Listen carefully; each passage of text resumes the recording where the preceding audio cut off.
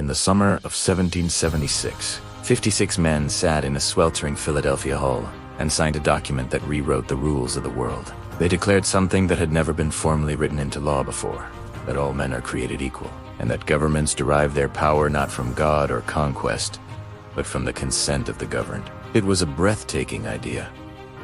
It was also, by the standards of the day, a dangerous one. But turning a bold idea into a functioning government was another matter entirely. The Articles of Confederation, America's first attempt at a national constitution, proved far too weak to hold a fractured, restless nation together. Tax collection was impossible. Disputes between states went unresolved. Within a decade, the founders were back at the drawing board.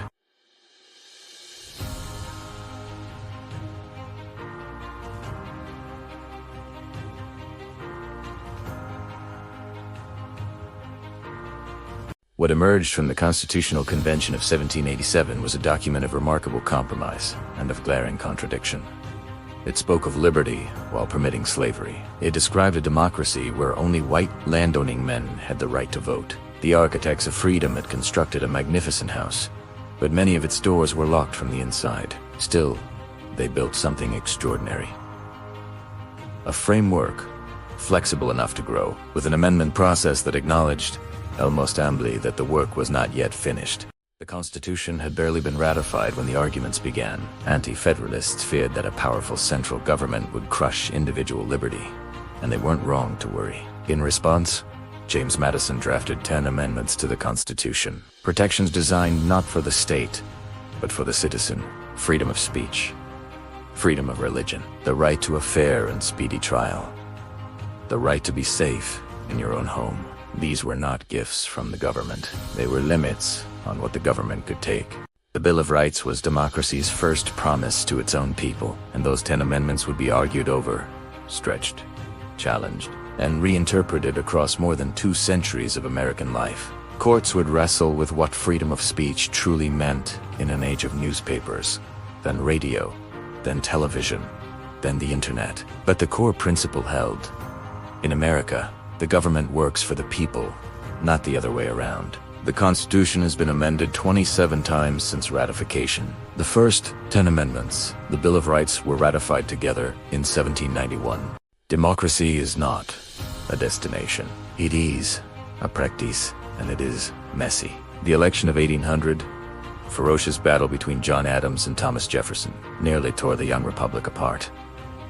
Accusations flew. Newspapers raged. The outcome was so tangled it had to be resolved in the House of Representatives. And yet, when it was over, power transferred peacefully. One president stepped aside and another was sworn in. The world had never seen anything quite like it. Andrew Jackson's era brought a new and rowdy energy to American politics.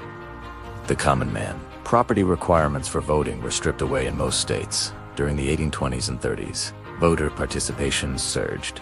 Democracy was widening, for white men, at least. Political parties sharpened, campaigns grew louder. The idea that an ordinary farmer or laborer could shape his government was thrilling and real.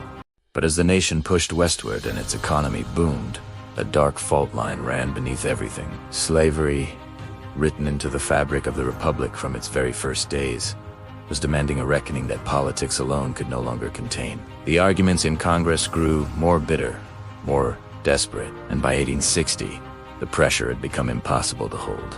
600,000 Americans died in the Civil War. It remains the deadliest conflict in the nation's history, a war fought at its deepest level over a question the founders had refused to answer.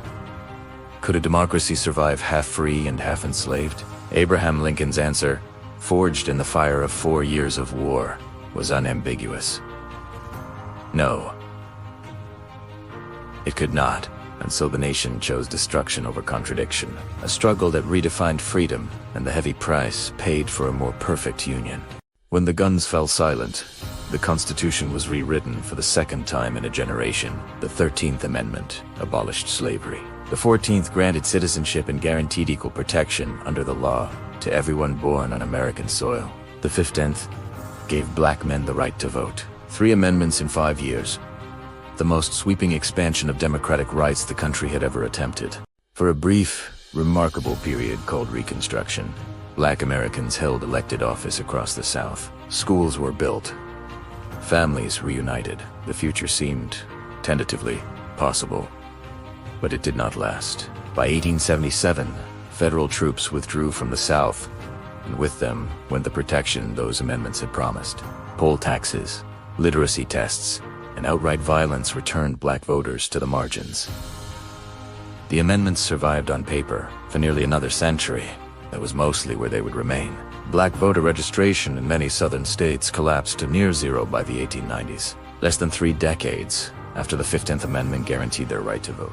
By the turn of the 20th century, the Industrial Revolution had reshaped America, and not always for the better. Children worked in coal mines and textile mills. Corporations had grown so large they could dictate the terms of entire industries. Cities swelled with immigrants living in desperate poverty. It was becoming clear that a democracy could not survive if economic power was allowed to concentrate endlessly in the hands of the few. A new generation of reformers decided to fight back, and they did it loudly. The Progressive Era rewired American democracy from the inside. Senators, who had previously been chosen by state legislatures, were now elected directly by the people. The income tax gave the federal government tools to address inequality. Antitrust laws broke monopolies. Muckraking journalists dragged corruption into the light. The machinery of government was being retooled to serve more of its citizens. And then, after 72 years of organizing, marching, petitioning, and being turned away, 72 years since the Seneca Falls Convention had first formally demanded it, the 19th Amendment was ratified in 1920. American women had won the right to vote. Overnight, the electorate doubled. It was the single largest expansion of voting rights in the nation's history, won not by war, but by persistence. The suffrage movement began formally in 1848 at Seneca Falls, New York. It took 72 years and the work of millions of women to win the vote in 1920. 90 years after the Civil War, Black Americans were still waiting for the Republic's promises to be kept. Segregation was law across the South. Voting booths were guarded by intimidation, poll taxes, and impossible literacy tests. The words of the 14th and 15th Amendments sat in the Constitution, unenforceable and largely in the 1950s, a generation decided they were done waiting. They stopped asking and started moving. 90 years after the Civil War, Black Americans were still waiting for the Republic's promises to be kept. Segregation was law across the South. Voting booths were guarded by intimidation, poll taxes, and impossible literacy tests. The words of the 14th and 15th Amendments sat in the Constitution, unenforceable and largely in the 1950s, a generation decided they were done waiting. They stopped asking and started moving. Rosa Parks refused to give up her seat on a Montgomery bus in December 1955. College students sat down at segregated lunch counters and refused to leave. Freedom Riders boarded interstate buses headed into the Deep South, fully aware of the violence that awaited them. On August 28, 1963, 250,000 people stood at the Lincoln Memorial. They heard a preacher from Atlanta describe an America that did not yet exist, but that he believed could. The pressure these ordinary citizens applied was extraordinary. It produced the Civil Rights Act of 1964, which outlawed discrimination based on race, color, religion, sex, or national origin. It produced the Voting Rights Act of 1965, which dismantled the legal infrastructure of disenfranchisement across the South. And it produced the 24th Amendment, which abolished the poll tax once and for all. American democracy had finally, haltingly, come closer to including everyone it had always claimed to represent. Black voter registration in the South rose from 31% in 1964 to 73% by 1969, in just 5 years following the Voting Rights Act. The story of American democracy does not end. It does not arc inevitably upward like a graph headed toward perfection. It lurches and retreats, surges forward and stumbles back, shaped, always, by the people willing to push it in one direction or another. In 1971, the 26th Amendment lowered the voting age to 8, driven by the argument that young men sent to fight in Vietnam deserved a say in the government sending them there. In 1990, the Americans with Disabilities Act expanded civic participation for millions. Each generation has added its own layer, legal, cultural, and social, to the living document of American self. But the challenges facing democracy today are unlike any the founders could have imagined. How does a republic built in the age of pamphlets and town squares function in the age of social media, algorithmic feeds, and coordinated disinformation? Who controls access to the ballot, and who is kept away from it? Can institutions designed for 13 colonies sustain a nation of 330 million, sprawling across a continent and split by the deepest political divisions and generations? These are not comfortable questions, but they are the right ones, and asking them is itself an act of democracy. The founders knew the Constitution was imperfect. They built in the tools to fix it.